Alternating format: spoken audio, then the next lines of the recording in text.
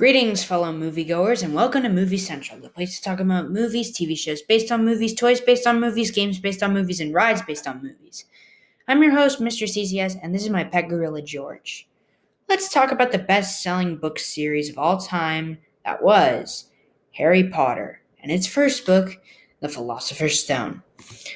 Published on June 26, 1997 by British author J.K. Rowling, the story of this book centers around a young orphan who, at the age of 1 year old, lost his parents to a dark wizard, only for the boy to survive the brutal actions of this said dark wizard and be known as the boy who lived.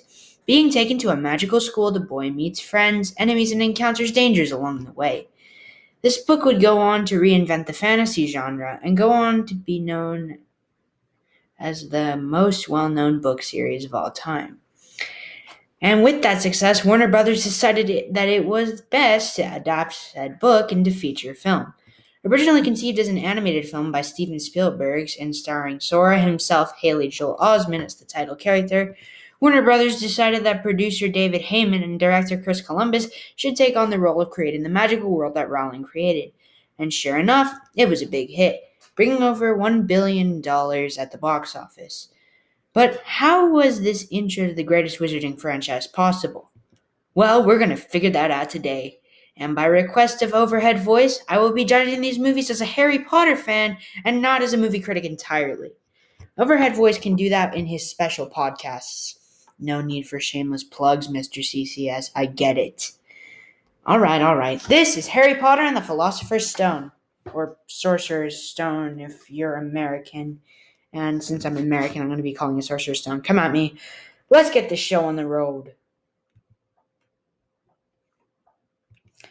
Adaptation of the first J.K. Rowling's popular children's novels about Harry Potter, played by Daniel Radcliffe, who learns on his 11th birthday that he is the orphan son of two powerful wizards, played by Geraldine Somerville and Adrian Rawlins, and possesses unique magical powers of his own.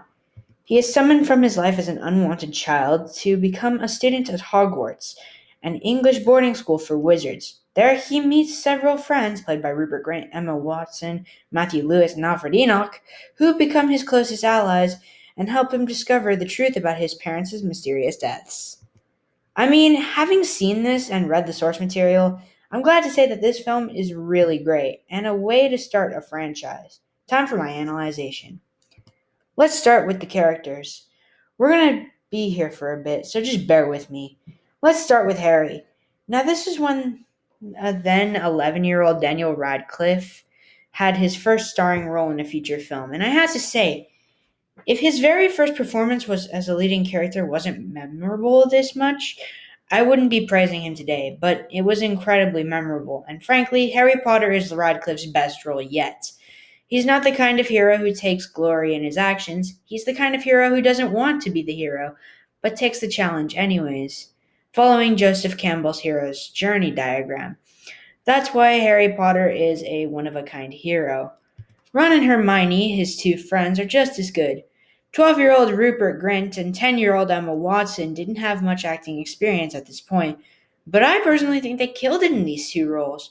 Now, Ron admittedly has a less chill personality than he did in the books, and Hermione does take the spotlight quite a bit more than Harry, but that's just one change that I can get by, because these two are freaking awesome.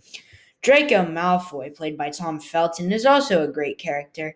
Like I said, these actors didn't have much experience, but they knocked it out of the park, and Felton's Malfoy is the best example of this, being a sly fox who cares only for pure-blood wizards, born into a pure-blood family. How evil!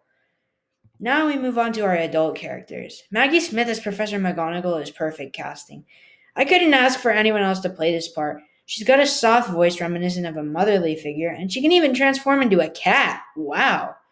Robbie Coltrane's Hagrid is also perfect casting. I can't think of a better choice of anyone to play him. And let's not forget the amazing casting of the late Sir Alan Rickman as Severus Snape, who is threatening every step of the journey. And then we have Dumbledore, played by Richard Harris, who sounds like, looks like, and even feels like Dumbledore every time he's on screen. Too bad he passed away before the second film was released in theaters. Now we have our villain, Quirrell, played by Ian Hart. Now you may be wondering, how could a guy in a purple turban with a stutter can be a villain? Well, here's the thing. He's after the MacGuffin of the movie, the Philosopher's Stone. Thanks to the guy on the back of his head, the Dark Wizard, Lord Voldemort, who was frightening, by the way. Thankfully, these two are thwarted and we don't hear from Quirrell again. Don't worry, we'll get more Voldemort later. Anyways, there are more characters in the film, but they don't add much to the story, so I won't say more about them.